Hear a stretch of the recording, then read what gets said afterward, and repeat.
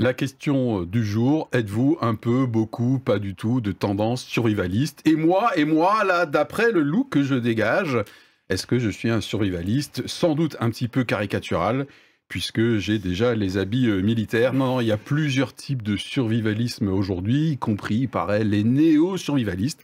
Simplement ceux qui ne sont pas forcément habillés comme moi, mais qui se préparent, voilà, qui se préparent matériellement, physiquement, au fait que le monde tel qu'on le connaît aujourd'hui, eh bien, va changer ou va s'arrêter peut-être pour un autre monde. Voilà, bref, il se prépare au pire. Alors avant que vous nous quittiez, ça concerne tout le monde. En tout cas, le marché du survivalisme augmente. Il y a aujourd'hui de plus en plus de stages de survie, bien sûr des cours d'autodéfense, des cours pour gérer, pour être en autonomie. Il y a des salons du survivalisme, j'ai vu ça, notamment à Paris. Je ne parle même pas des clubs de tir, etc., etc.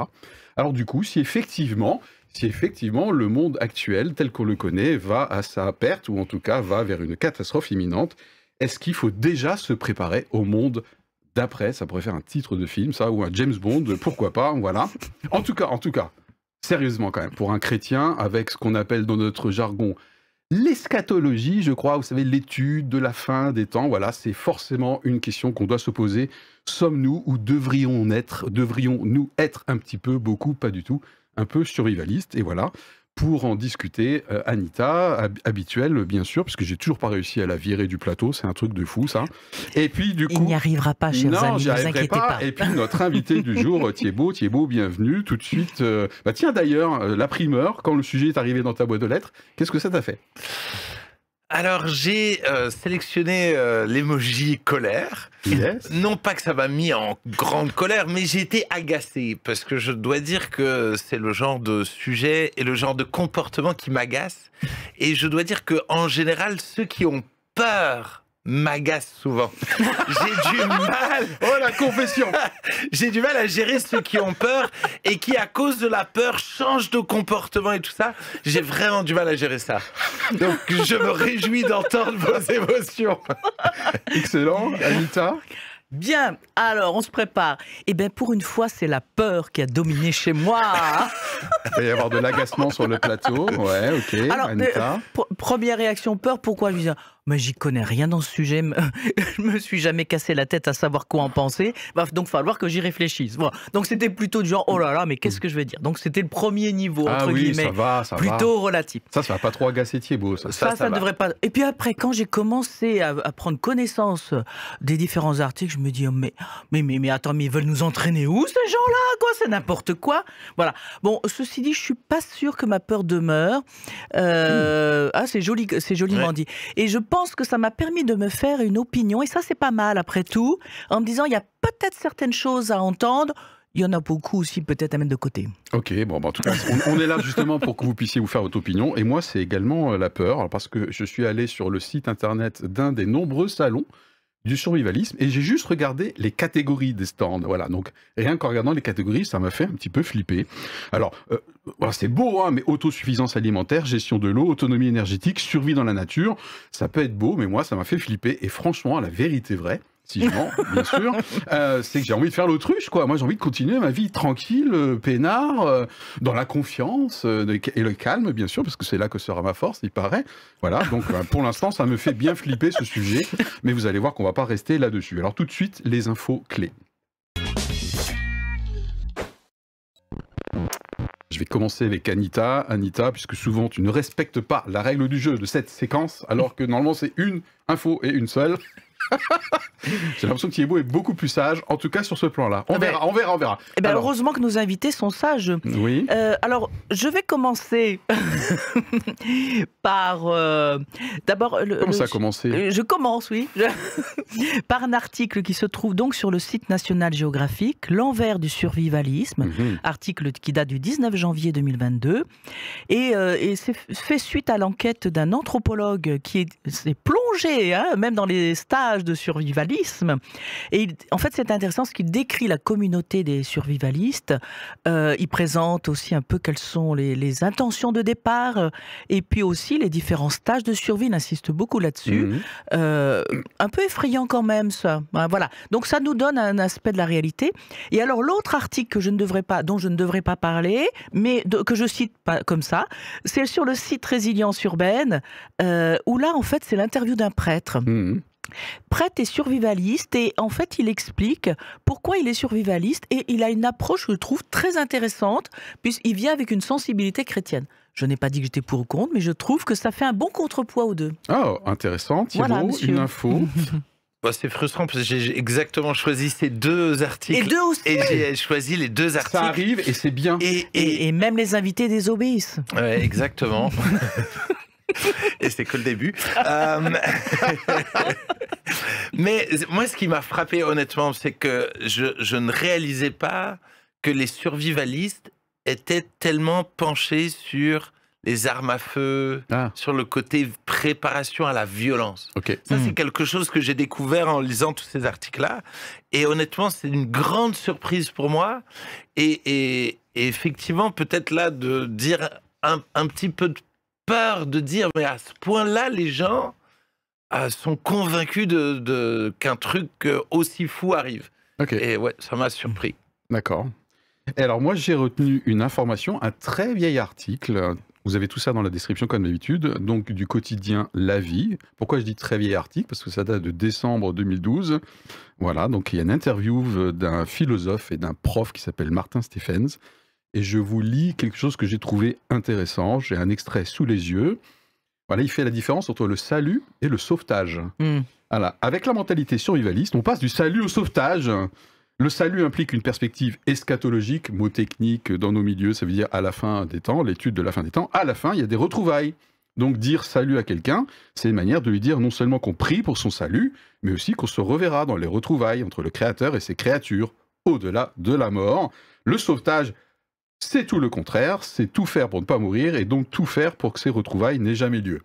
Waouh, voilà, donc c'est un petit peu philo, mais j'ai trouvé cet article intéressant. Encore une fois, vous le trouvez dans la description. Alors tout de suite, le cœur de notre émission aujourd'hui, bien sûr, c'est de vous faire votre opinion pour ou contre. Est-ce qu'il faudrait être un petit peu survivaliste? Pas du tout, parce qu'effectivement, ça craint.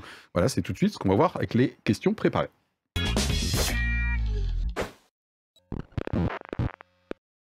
Alors, en tout cas, dans nos milieux, je pense qu'effectivement, il peut y avoir des raisons d'avoir quelques réflexes survivalistes, même si on n'est pas forcément dans la caricature, ou par exemple dans la préparation à des formes de violence, notamment de guerre civile. Alors, moi, comme d'habitude, je me suis fait 2 petites colonnes. Je trouve qu'il y a des bonnes idées à retenir dans ce réflexe survivaliste, et en tant que chrétien, ça devrait nous parler, ou au contraire, il y a vraiment des gros pièges à éviter.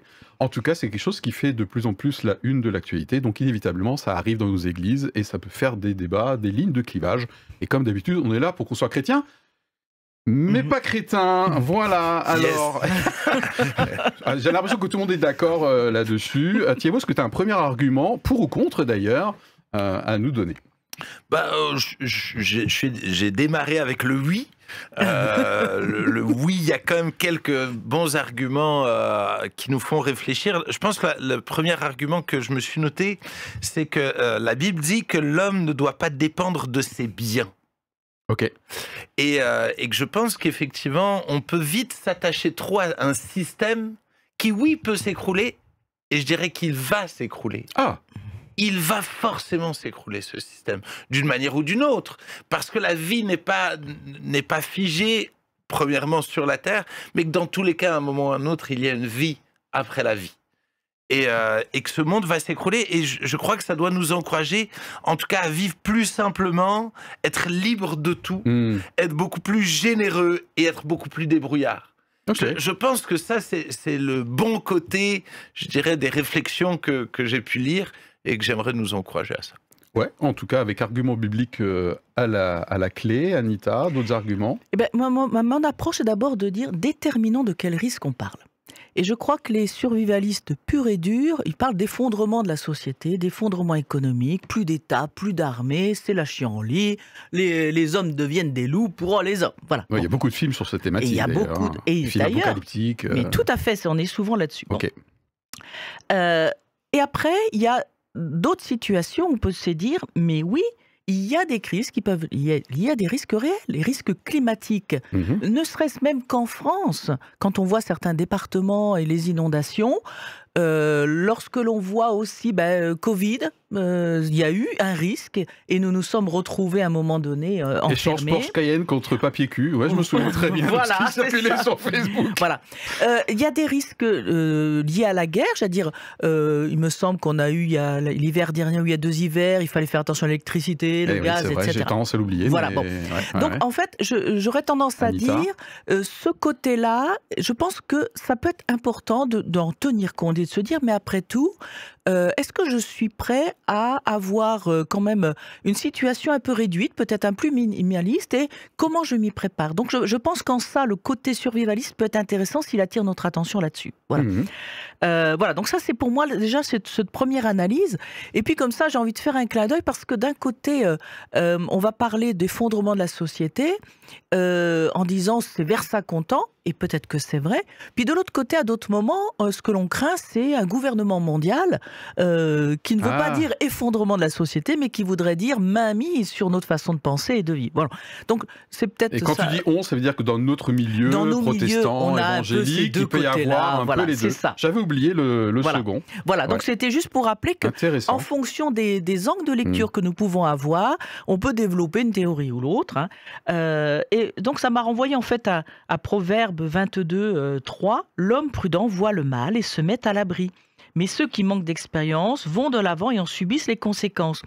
Donc, réfléchir à un minimum d'autosuffisance ou comment je réagis en temps de crise, je pense que ça peut être intéressant. Et nous sommes tellement habitués dans notre pays au luxe. Et en ce sens, tu rejoins Thibaut. Dans la même veine, moi je m'étais noté, c'est éminemment biblique, veiller et prier. Voilà. Et je suis convaincu que ce n'est pas uniquement d'un point de vue spirituel. Donc je pense qu'il y a quelque chose de l'ordre de la préparation raisonnable, qui me semble d'un bon état d'esprit chrétien. Et bien sûr, j'équilibre tout de suite mon propos. Je pense que si j'avais des tendances survivalistes en tant que chrétien, apparemment je devrais en avoir un petit peu plus, si ma confiance se transforme en anxiété, là il y a un vrai problème. Là, je pense que j'ai un vrai problème de foi. En tant que chrétien, j'ai un problème d'alignement. Et c'est pas, même si je peux le comprendre émotionnellement, mais entretenir mon anxiété vis-à-vis de ce qui peut se passer, pour moi, j'ai un problème spirituel. Enfin, je suis peut-être un peu exagéré, non, ça va, Thibaut? Moi, je suis, pas choqué, d'accord. Là. Non, au contraire, je suis très d'accord. Je pense que d'être vigilant, de veiller, de se préparer, c'est une bonne chose, mais de sombrer dans la peur, c'est une mauvaise chose. Ok, et en plus, ça agace Thibaut. Donc en plus, ça m'agace. Oui, et allons même plus loin, je pense que c'est une forme d'idolâtrie. C'est-à-dire que si la question de la survie me préoccupe au point où je vais y consacrer beaucoup d'argent, beaucoup de temps, beaucoup d'énergie, je peux m'interroger sur quel est le Dieu que je respecte. C'est vrai que j'avais tendance à oublier que la vraie définition, je crois, de l'idole, c'est qu'est-ce qui accapare le plus ta pensée et ton énergie. Voilà, on est d'accord? Je pars sous couvert de je sais pas quoi. Enfin, de deux personnes, parce que toi, des fois, je t'appelle la prophète. Voilà. Mais peut-être, si je peux rebondir avant qu'on passe de l'autre côté. Voilà. Moi, c'était intéressant de réaliser que Noé, finalement, s'est préparé avant une grande catastrophe. Joseph s'est préparé avant une grande catastrophe. Moïse lui-même a demandé au peuple d'Israël de préparer ses bagages avant de sortir d'Égypte. Donc on voit que dans la Bible, quand même, il y a quand même régulièrement des gens qui doivent se préparer avant une catastrophe. Mais ce qui est assez intéressant, c'est qu'à chaque fois, Dieu leur a parlé. Dieu leur a parlé clairement et leur a demandé clairement de se préparer. Et ça rejoint le verset qu'on a lu, l'homme prudent voit le mal et il se cache. C'est-à-dire qu'à un moment donné, est-ce que c'est sûr, si effectivement il y a quelque chose qui est devant moi, je dois me préparer. Mais est-ce que finalement je vis avec une chimère, avec une catastrophe éventuelle, et finalement ça pollue ma vie? Et moi j'ai croisé plein de gens comme ça, qui étaient persuadés qu'il y avait une catastrophe à telle date, telle chose. L'histoire montre que ça n'est jamais arrivé. Et malheureusement, au Covid, ils avaient un problème parce que là, ils ne s'étaient pas préparés. Ah mince. Le timing, là, du coup, c'est clair. Je me suis noté, tu as cité le prêtre survivaliste. J'ai trouvé cet article assez équilibré, pour le coup. J'étais agréablement surpris. C'est encore une des références dans la description. Lui disait que Le bon côté du survivaliste, c'est le fait d'être fort pour être utile. Donc, sous-entendu, contre le repli individualiste, chacun pour sa pomme, chacun se démerde, de toute façon, le loup est un loup pour l'homme, enfin l'homme est un loup pour l'homme, bref. Lui, il se disait qu'à un moment donné, c'est mon devoir de chrétien d'être prêt aussi pour les autres, par devoir de solidarité, et aussi pour que ce soit un refuge. Oui. Refuge, voilà. Être un refuge, j'ai trouvé ça intéressant comme argument qu'on reprend un peu chez les survivalistes, bien sûr sans que ça tombe sur la peur de la catastrophe, qui en fait derrière est aussi une peur de la mort, et nous en tant que chrétiens, même si on n'est pas meilleur que les autres, je pense qu'on devrait avoir à peu près réglé ce problème-là, même si c'est jamais totalement déréglé, quoi. Réglé. Voilà. Ok, ouais, lapsus tout à fait révélateur. Philippe, tu as des progrès à faire. J'ai encore d'autres arguments. Thibaut, autre chose? Bah, je ne sais pas si on passe de l'autre côté. On peut passer de l'autre côté. Yes. Non, Quoi, suis... non, oh là. Vraiment, je pense que vraiment tout état d'esprit survivaliste n'est pas bon. Okay. Vraiment parce que, pour plein de raisons, mais la première raison que je me suis notée, c'est d'où ça vient. De quoi est-ce que tu te nourris? Et je pense que beaucoup de gens se nourrissent de trop de vidéos, de catastrophes, de complotisme, se nourrissent finalement de choses qui créent des peurs et qui les poussent finalement à cet état d'esprit-là. Et que la Bible, Psaume 1, nous encourage à ne pas marcher selon le conseil des méchants, mais à méditer la parole de Dieu. Et je crois que nous devons veiller à de quoi on se nourrit, parce que ça produit des peurs, qui produit des comportements qui ne sont, à mon avis, pas justes. Oui, ça peut même aller à une espèce de fascination pour le côté fin du monde, même si moi je m'estime être collapsologue, hein, c'est le terme technique, mais j'ai l'impression que tu l'es aussi, si on prend pas d'un gros mot, mais tu as dit le monde d'une manière ou d'une autre va s'arrêter tel qu'il s'arrête, c'est aussi une loi naturelle. Je pense que tu évoquais l'entropie, à mon avis. Encore un terme un peu technique. On a décidé de monter en gamme, hein, chez Chrétien, ça devient mais compliqué ce soir. Mettez dans le commentaire, alors eschatologie, entropie, voilà, attention. Tu trouves que tu es un peu collapsologue aussi, au sens où je l'entends là? C'est-à-dire que tu penses que la Terre entière telle qu'elle existe, elle va s'arrêter sous cette forme-là. Okay. Exactement. Et pourtant, en même temps, tu dis, ce que tu viens de dire comme argument, la fascination pour la fin du monde, le fait de se nourrir incessamment, enfin voilà. Ouais, c'est ça. La fin du monde est un fait. Mais c'est pas moi, c'est Dieu qui est en contrôle de tout ça. Okay. Et donc la Bible me dit de vivre à fond la vie aujourd'hui, et de finalement être heureux avec ce que j'ai aujourd'hui. Ok, ça c'est une vraie punchline pour moi, notamment pour toute la partie audience chez nous qui est chrétienne, qui veut vraiment être sincère dans le fait de se faire sa propre opinion, bien équilibrée entre le fait de dire à un moment donné, c'est un fait, je cite Thibaut, et en même temps, je vis pleinement le moment présent, je suis dans la confiance dans Dieu qui est au contrôle de tout. Voilà, je trouve que c'est un bel équilibre par rapport à notre audience. Anita, d'autres choses que tu aurais préparées? Ça a l'air très bien préparé. Mais comme et non pas pour une fois, voilà, c'est ça. Voilà. Dans la suite de cet échange-là, je repense à Jésus qui dit « Veillez donc, puisque vous ne savez pas quel jour votre Seigneur viendra. » Bon. Et ce qui est intéressant, c'est que juste après ça, qu'est-ce qui apparaît la plupart du temps? Ce sont des paraboles où on voit des maîtres qui confient des tâches du travail à différents ouvriers, serviteurs, etc. Et ce que j'en déduis, c'est qu'en fait Jésus dit oui, il y aura dans le cours du temps des problèmes, il y aura des guerres, il y aura des famines, oui, il y aura des choses. Et la fin des temps, elle a commencé quand Jésus est venu sur terre, a ressuscité, que l'Église a été créée avec le Saint-Esprit. Bon, donc nous sommes déjà dans la fin des temps en réalité. Okay. Depuis, c'est passé plein de choses. Voilà. Il se passera probablement encore plein de choses, mais je pense que la Bible nous invite à la fois à veiller, à la fois être prudent, mais à continuer à travailler. Et travailler dans la Bible, c'est aussi servir Dieu et voir comment je peux contribuer à l'avancement du royaume de Dieu. Et ça doit être ça ma préoccupation première. Le reste est utile également. Hein. Le Seigneur n'a jamais dit « débrouillez-vous pour ne pas manger ». Non, il dit que celui qui veut manger travaille aussi. Oui, il y a un côté responsabilité, mais pas anxiogène. C'est la fameuse question de l'idolâtrie, en fait. Ouais. Qu'est-ce qui domine en moi? De quoi suis-je habité? De quoi suis-je habité? Thibaut? Si je peux rebondir un peu là-dessus, je suis d'accord, celui qui ne travaille pas ne mange pas. Néanmoins, la Bible dit « Mieux vaut chercher un refuge en l'Éternel que de se confier au grand, que de se confier à l'homme ». Et je pense que malheureusement, les survivalistes se confient en eux-mêmes. Ah oui. Et c'est pour cela qu'ils mettent tout cela en place, et que je crois qu'à un moment donné, on doit réapprendre à dépendre de Dieu. Je veux dire, Élie a été nourri face à la famine par les corbeaux, et après par une veuve, où ils ont partagé et où Dieu a opéré un miracle. Et je crois que nous devons faire confiance à Dieu, qu'il est le Dieu qui va réellement prendre soin de nous dans la catastrophe, peu importe ce qui va se passer. Moi, j'ai connu pendant le Covid, c'était pour moi littéralement une catastrophe. Moi, j'ai vu 32 personnes de mon entourage mourir. Je veux dire, tous mes proches tomber, j'ai reçu des menaces de mort. Je veux dire, j'étais dans cet état-là. Mais quelle grâce d'avoir pu compter sur Dieu, qui a veillé sur moi, qui m'a porté pendant ce moment-là. Et j'aimerais nous encourager, en tout cas, peu importe les catastrophes qui vont venir, à vraiment dépendre de lui. Ok, très bien.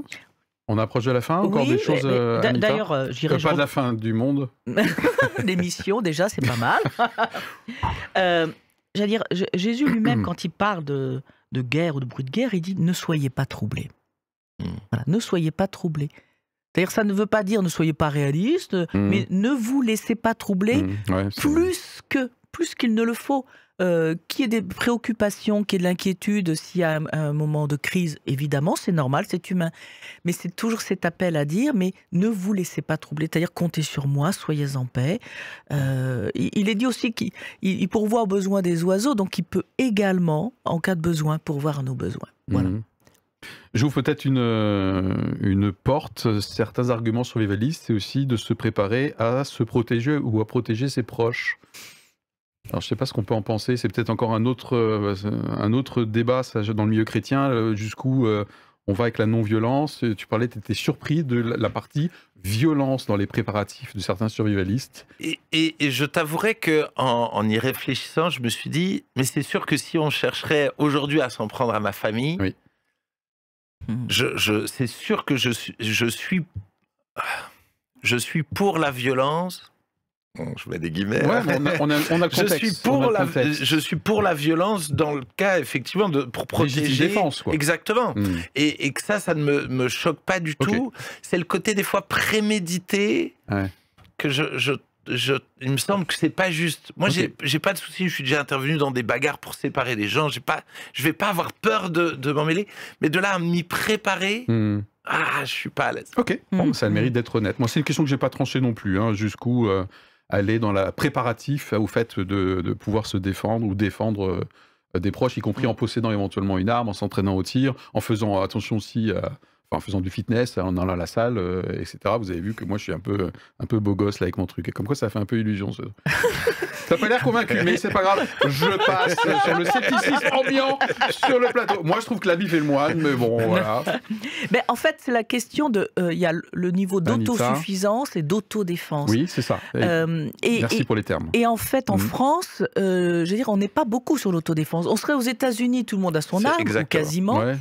En France, je veux dire, pour avoir une arme, il faut demander une autorisation. Ce sont des chasseurs, éventuellement des anciens militaires ou des gens qui ont encore des collections d'armes, etc. C'est pas très répandu. Donc autant le fait de tirer sur une cible, j'aimerais bien apprendre, ou comme tirer à l'épée, etc., quoique ça me fatiguerait, mais franchement, aller exprès, suivre des stages, des formations pour apprendre à me défendre, oui, il y a quelque chose qui pour moi est lointain. Ça semble aller un petit peu loin, quoi. Et en même temps, je te rejoins, c'est-à-dire que si à un moment donné on touche au mien, et si je peux faire quelque chose, je le fais. Bien sûr que d'abord j'essaierai de négocier, mais si la négociation ne suffit pas... Très bien, Anita. Je t'imagine bien négocier. Et je pense que ça marchera. Voilà. Mais à un moment donné, oui, si un de mes petits-fils vient prendre ma défense, je comprendrai aussi. Donc voilà. Ok, elle est dans un instant, la conclusion.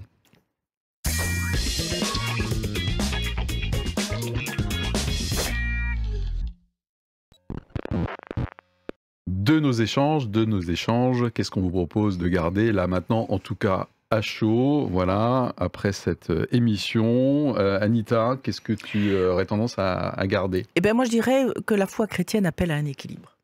Et qu'à la fois on peut être prudent, veiller, être vigilant, dire tiens, à quoi je peux penser s'il y avait une crise? Voilà, est-ce que j'ai besoin d'avoir un peu plus de denrées chez moi, par exemple? Voilà, on peut y penser, mais ne pas se laisser dominer par la peur, parce que de toute façon, elle est mauvaise conseillère, elle ne nous aidera pas, et au moment venu, c'est peut-être même pas elle qui va nous protéger. Ok, Thibaut? Bah, je dirais que je suis passé du pas du tout survivaliste à un tout petit peu.